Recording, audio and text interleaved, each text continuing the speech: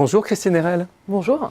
Vous êtes titulaire de la chaire Économie du travail et de l'emploi au Conservatoire national des arts et métiers et aussi directrice du Centre d'études de l'emploi et du travail. Alors l'essor des plateformes numériques suscite la crainte d'une ubérisation du travail et le travail, c'est le thème du Printemps de l'économie, cette manifestation qui réunit du 18 au 21 mars à Paris un certain nombre de conférences, un grand colloque sur ce thème du travail. Alors d'un point de vue plus général, est-ce que les nouvelles technologies signifient une baisse de la qualité de l'emploi ? Non, ce n'est pas ce qu'on observe dans l'ensemble. Dans l'ensemble, on observe plutôt des effets favorables de l'innovation, à la fois sur l'emploi, le nombre d'emplois créés et aussi sur la qualité des emplois. En particulier, ce qu'on relève, c'est le fait que l'innovation est favorable en termes de stabilité de l'emploi. Donc on a plus de CDI dans les entreprises qui innovent en France. Donc ça, c'est ce qu'on a pu observer dans le cadre d'un projet européen de recherche sur ces questions de lien entre innovation et qualité de l'emploi. Alors vous dites que le bilan des innovations dans vos recherches est globalement positif. Est-ce à dire qu'il y a aussi des perdants ? Oui, en fait, le résultat qu'on obtient, c'est qu'on a aussi beaucoup d'hétérogénéité. Il y a en fait 3 types d'hétérogénéité. La première, c'est que les effets ne sont pas les mêmes dans tous les secteurs.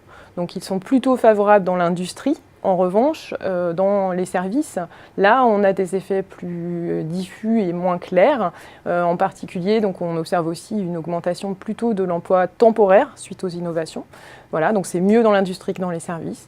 La deuxième chose, c'est qu'en termes de qualification, en termes de catégories socio-professionnelles, on a des effets qui sont inégaux.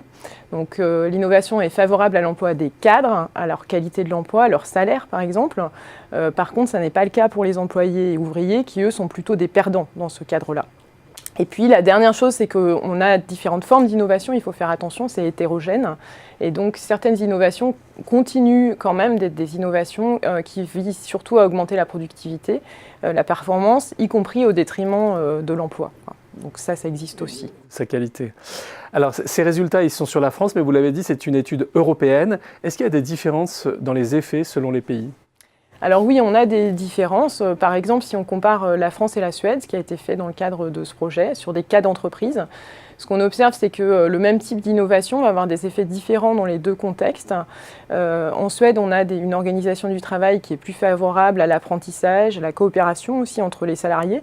Et donc là, on a des partenaires sociaux qui sont plus impliqués aussi dans la mise en œuvre de l'innovation, des syndicats en particulier.